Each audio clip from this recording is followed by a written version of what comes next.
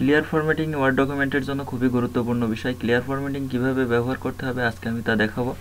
আমি এখানে কয়েকটি ওয়ার্ড লিখেছি, আপনারা দেখতে পাচ্ছেন।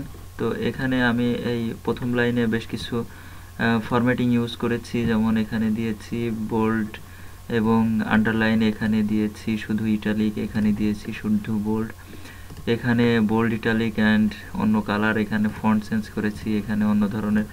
তো এখানে অনেক ধরনের কাজ আমি করেছি।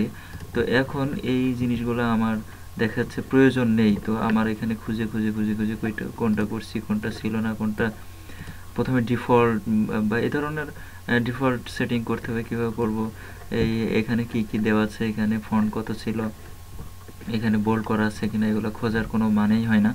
তো এই জন্য আমার করতে হবে কি, এটাকে জাস্ট সিলেক্ট করতে হবে এবং এটা এখানে ক্লিক করতে হবে। এর নাম হচ্ছে ক্লিয়ার ফরম্যাটিং, যেটি হোম ট্যাবের অধীনে আছে। দেন এখানে করলে আমার এটা আগের মতো হয়ে গেল।